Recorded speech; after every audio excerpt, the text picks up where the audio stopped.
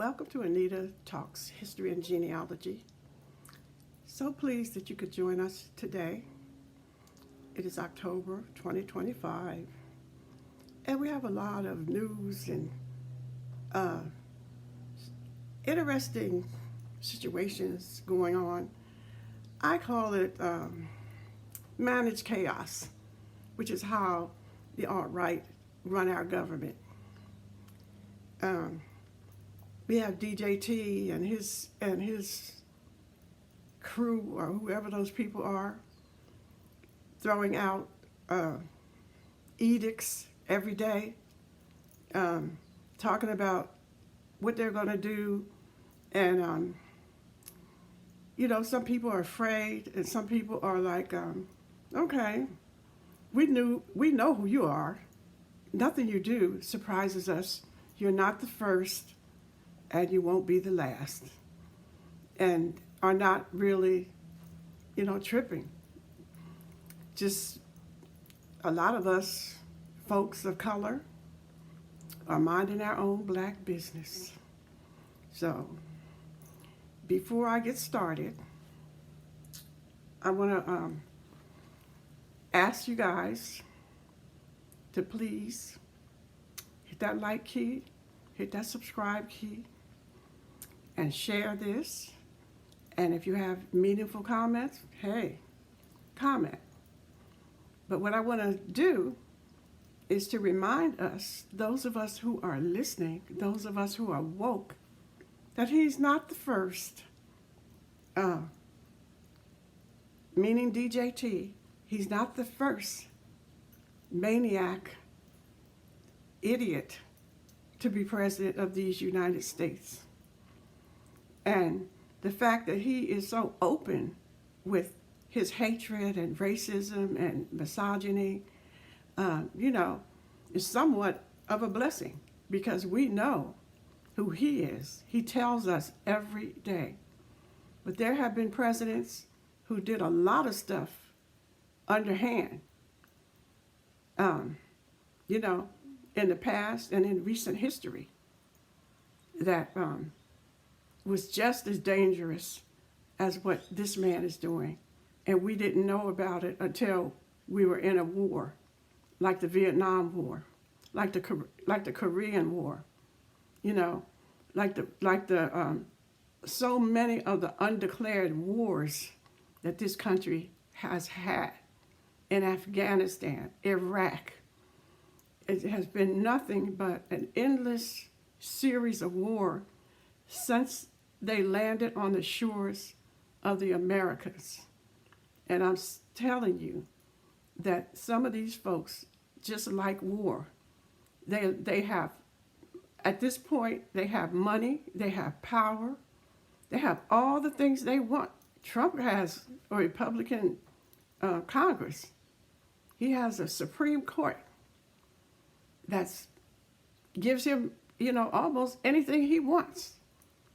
And, they have it all, and they're still miserable. They're still continuing the assault against us, especially against people of color, but even against their own people. Do y'all see what I see? I mean, it is a hot mess out there with what's going on. But wasn't it a mess, when Nixon was president? Wasn't it a mess when Bush Jr., both of them Bushes was a mess, but they was doing stuff that the media wasn't reporting on. So you didn't know the stuff that they were doing because they were not as, I would say, I want to say they were not as, they weren't driven by ego and the things that Trump is driven by, and a touch of insanity. I mean, Trump is just off the wall.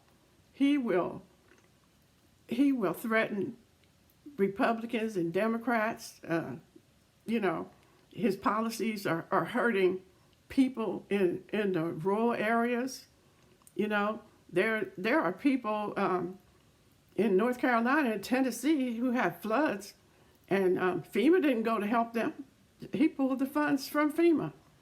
He refuses to send help even to those MAGA people who voted for him. But he's not a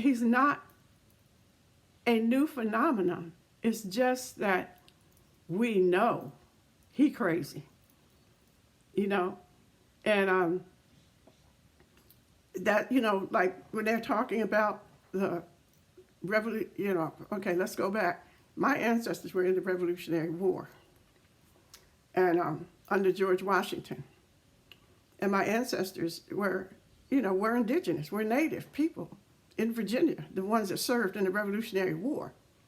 They fought valiantly.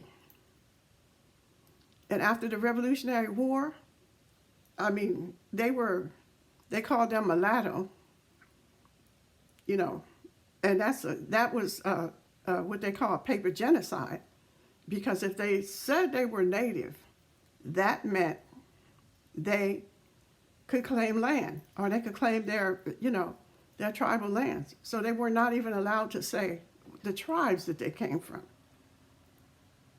And the colonial government said, oh, these people are mulatto. They're not, there's no Indians left here. There's no Nanzadigo left here. There's no Powhatan left here. There's no, whatever the tribes were, they wiped them out. They took away the names of the tribes and called them Indians, and so Washington, my ancestors, one of my ancestors, Raleigh Penn, and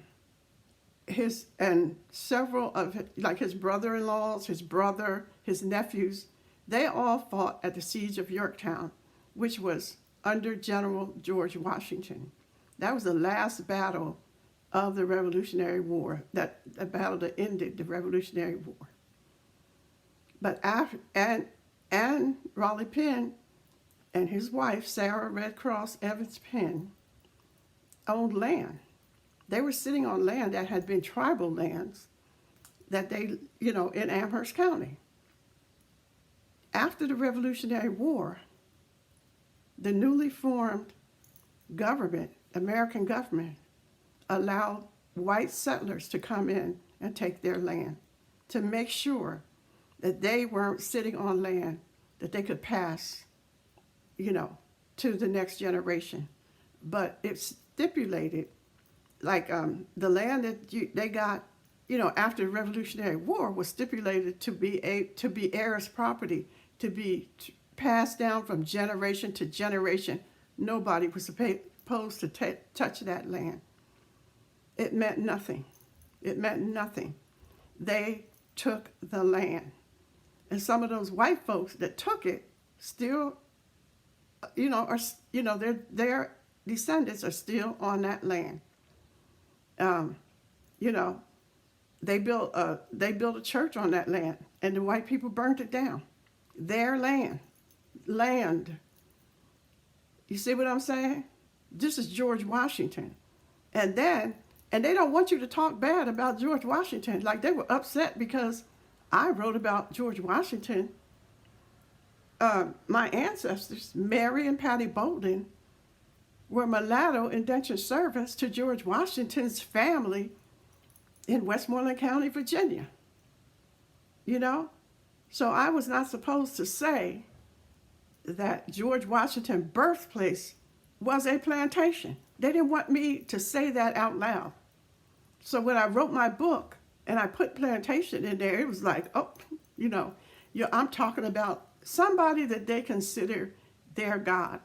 Like, they consider Trump, the MAGA considers Trump some kind of God. He can do no wrong.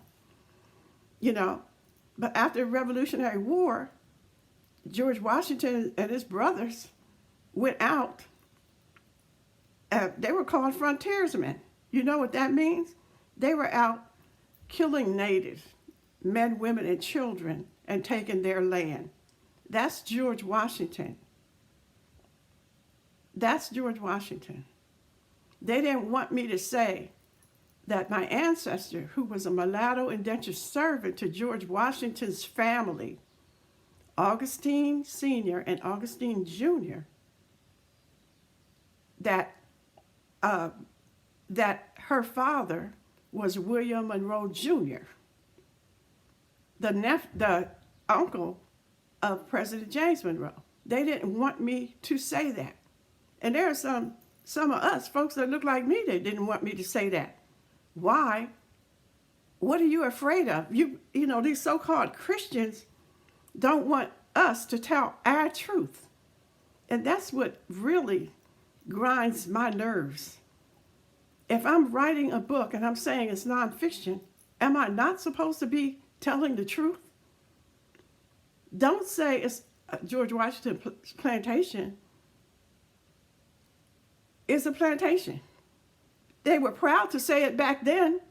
In all the, if you look at the records, they were calling it plantations themselves.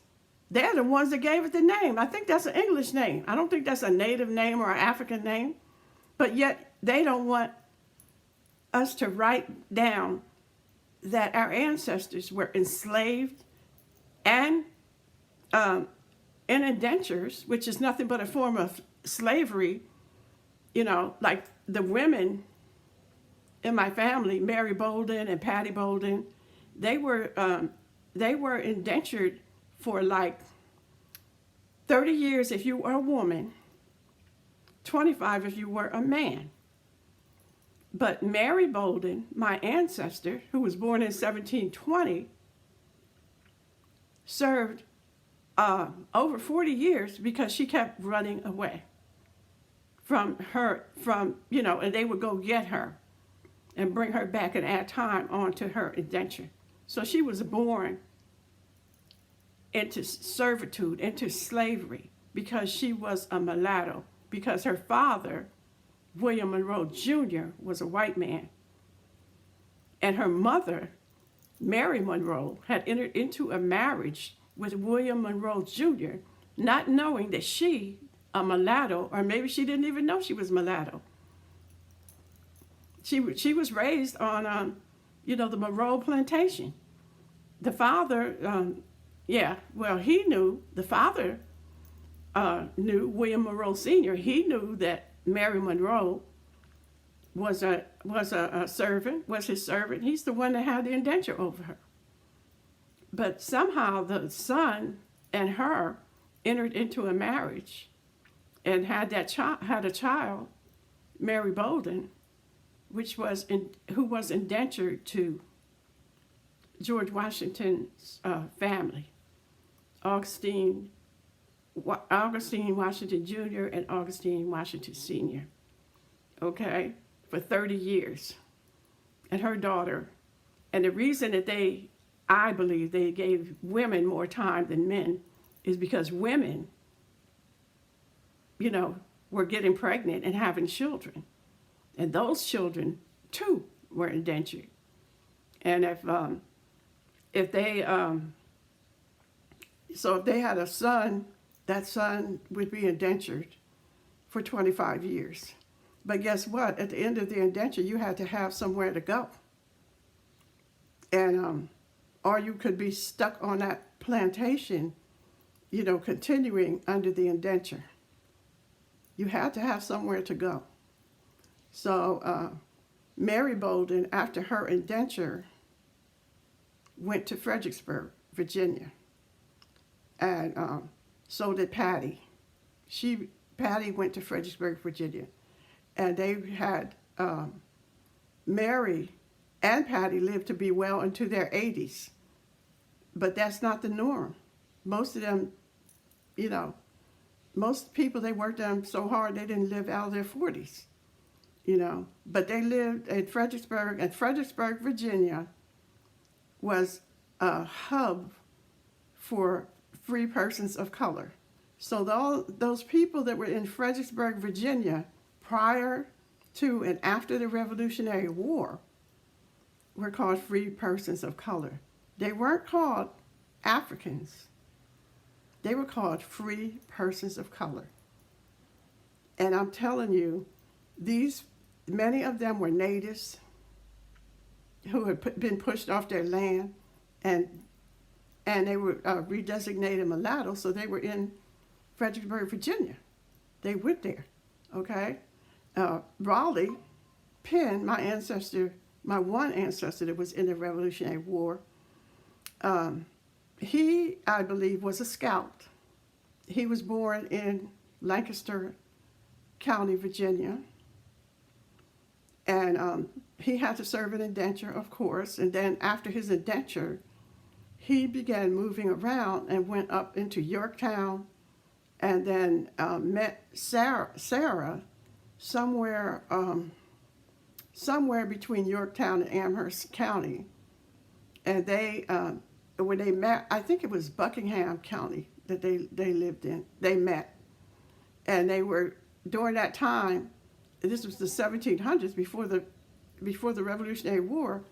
Those people were up there still chopping off land and renaming it and giving it English names, and so they wound up being up there.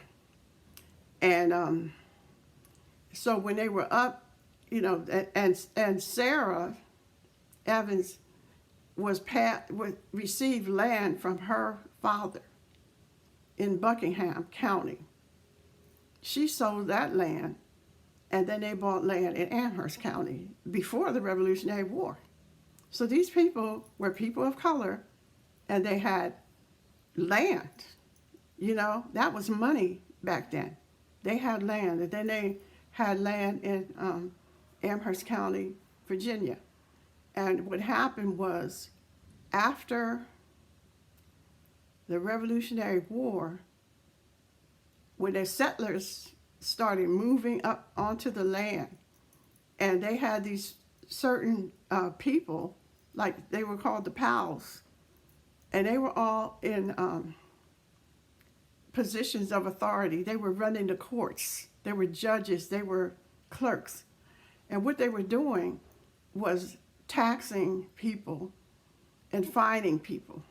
And they did a lot of that against Raleigh Penn, taxing him, fining him, and and a lot of times when they were fining them, they would pay back in crops, and some of the documents I have on my ancestor Raleigh Penn, he shows him writing his name, and Sarah Evans, Red Cross Evan Penn, my ancestor, she wrote her name too. Okay, this was after the Revolutionary War. So they were going to the courts. They were being called to the courts. And they were putting taxes and fines on them to take their land away. And then all of a sudden, I think it was when did Raleigh get killed? 1802 or something like that. Raleigh gets shot to death. And then Sarah is showing up by herself. And all of a sudden the land is disappearing. They're taking away the land. This is land, and I'm talking about Revolutionary War land, And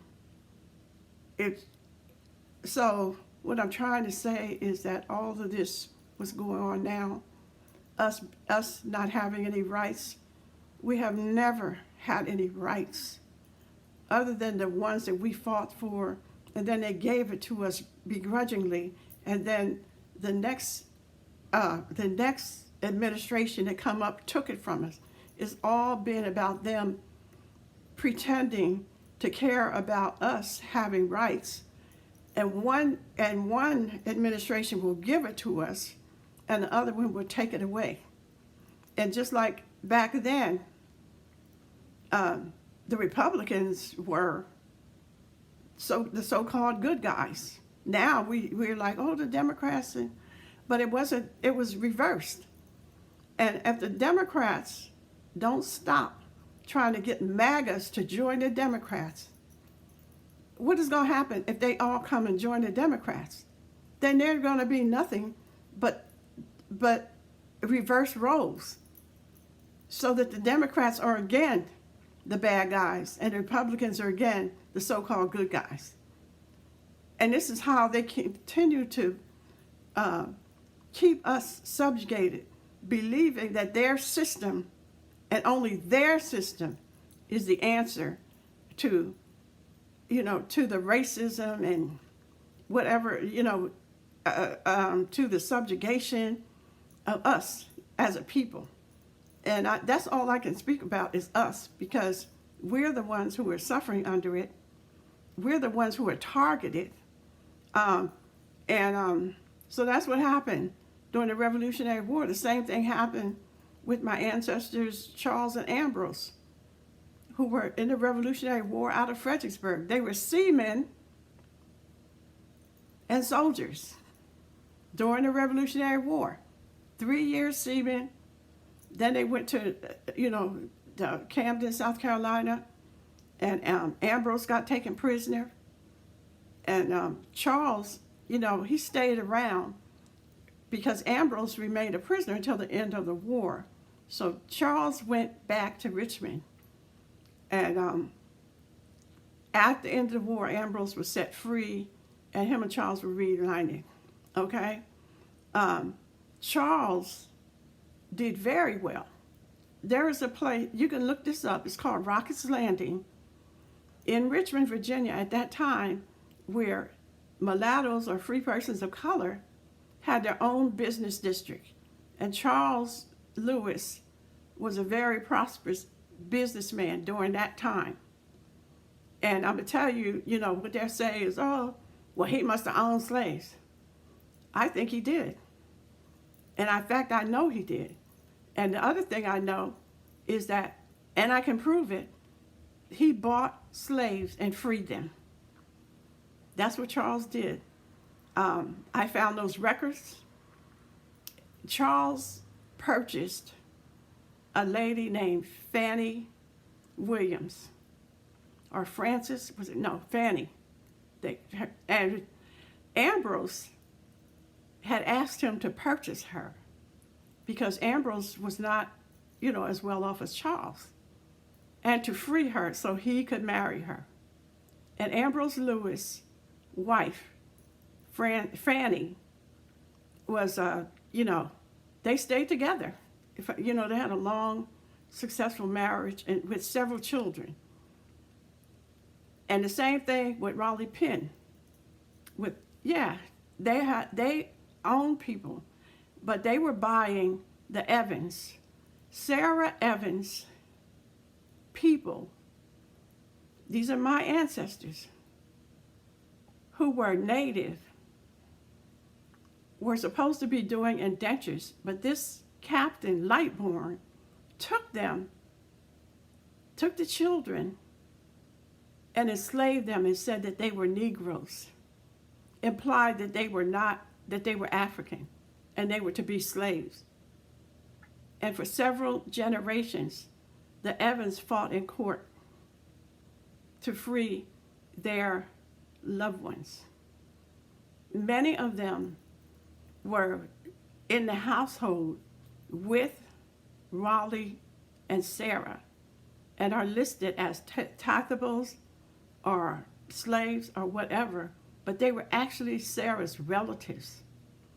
And even one of Sarah's brothers, who was in, I think it was John Evans, but he was in the Revolutionary War too.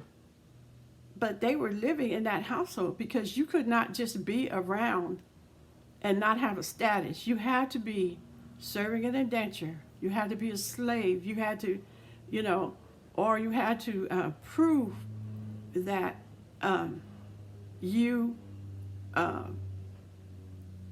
belonged in those areas. And they were passing laws back and forth to make sure that you were either enslaved, and what they did with Raleigh Penn was took his land, were taking his land, and that means that, because Raleigh Penn, this ancestor I'm telling you about, was a part of the Anabaptist movement. And for anyone who doesn't know, the Anabaptists were against slavery. So they suspected Raleigh Penn of purchasing slaves and then setting them free, letting them go, because there's a lot of pens in Ohio. And I found them in certain counties in Ohio who were formerly, who were saying that they were under indentures in Virginia. So I believe that Raleigh, one of the reasons he was targeted was that he was doing like Charles Lewis was. He would purchase and set these people free as part of the Anabaptist movement. And so because he was a part of the Anabaptist movement, which is not like the racist Baptist church you see with the Christian nationalists in it today, that was that movement was against slavery. And so Raleigh was setting these people free, or they were staying on his land so that they could not be enslaved and living, as free people. And they were constantly being monitored. Maybe that's why Raleigh was killed. We don't know. But also his son, who was my direct ancestor, James Penn, he was shot and killed like in 1821. And now he was working the land. And with his, he had been working the land with Raleigh. They were farmers. And they went after them and they were killing them. And then they were taking their children and not enslaving them, but putting them under indentures. So they were scattering my ancestors from Amherst County, Virginia. So this is the reason I'm telling you this and connecting it to what Trump is doing now, is to connect the past to what's going on now. Nothing or very little has changed, folks. We're still in the same battle to free ourselves, to free our ancestors. To free our current generation. And we're doing that by knowing the stories of our ancestors and the struggles that they had to go through. And they made it through because we're here to testify that they made it through. And I want you to think about that, mull on that. When we look at how insane Trump is, they would rather have that insane man running the country than to have had an African American, a sister whose roots are the same as mine, except my mother's from India, but similar to mine. She had a father who was at least part African. That in this America means that she's African, who was born in America, so she was African American. And that's the experience that she had. They didn't want her to be president. They would rather have a madman who is fiddling while Rome is burning. Okay? So feast on that. And this is, I just felt it on my heart to share this with you, to the irony. And I think that most of us who are just mind our own black business, we know. We're not surprised, and we're always prepared, because you never know with these folks. And so what I want to say, peace out, hold your peace, stay in prayer, gather your family and friends, and just, ride this storm out like we have ridden every storm out since them folks landed. Okay? And we're going to be good. We are going to do this, and we will survive. So again, hit that like and subscribe button, and continue to tune in, to share, to comment, and we will certainly see